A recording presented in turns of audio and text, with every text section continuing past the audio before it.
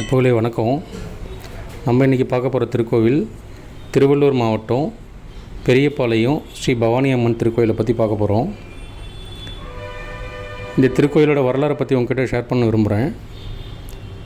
எம்பெருமான் தங்கையான ஆதி அம்மன் தனது குழந்தை பருவத்தில் அரக்கர்குல அரசன் கம்சன் தன்னை கொல்ல முயற்சிக்க தனது தமையன் கிருஷ்ணரால் உனக்கு துர்மரணம் ஏற்படும் என எச்சரித்து ஆரணி ஆற்றங்கரையோரம் ஆக்ரோஷமாக ஸ்ரீ பவானி அம்மனாக வந்து தங்கிய இடம்தான் பெரியபாளையம். புற்றுமேடாக வந்து தங்கினாங்க.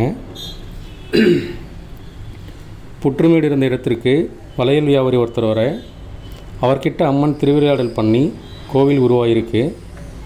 இத்திருக்கோயிலில் பரிகார ஸ்தலமாகவும் நாள்பட்ட நோய்கள் தீரவும் குழந்தை பாக்கியம் வேண்டியும் பல பக்தர்கள் வர்றாங்க. இத்திருக்கோயிலோட சிறப்பு பார்த்திங்கன்னா மஞ்சள் குங்குமம் கலந்த தீர்த்தந்தாங்க.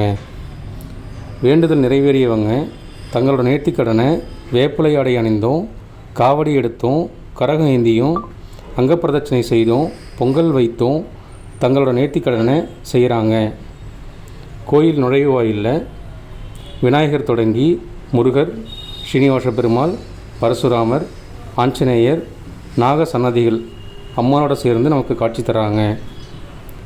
எல்லா நேர்த்திக்கடனை செலுத்துறதுக்கும் ஒவ்வொரு டைம் ஃபிக்ஸ் பண்ணியிருக்காங்க. காவடி ஏந்துறதுக்கு ஒரு டைமு, கரகம் ஏந்துறதுக்கு ஒரு டைமு, வேப்பலை அடை அணியிறதுக்கு ஒரு டைமு, பொங்கல் வைக்கிறதுக்கு ஒரு டைமு, எல்லாமே ஃபிக்ஸ் பண்ணியிருக்காங்க. முக்கியமாக இந்த திருக்கோயில் அறநிலைத்துறை கட்டுப்பாட்டில் இருக்குது. மிகவும் சக்தி வாய்ந்த திருக்கோயில் இது. ஆரணி ஆற்றங்கரையார் இருக்குது. கண்டிப்பாக குடும்பத்தோடு போயிட்டு வாங்க. இந்த தகவல் உங்களுக்கு பிடிச்சிருந்தா லைக் பண்ணுங்கள், கமெண்ட் பண்ணுங்கள், ஷேர் பண்ணுங்கள்.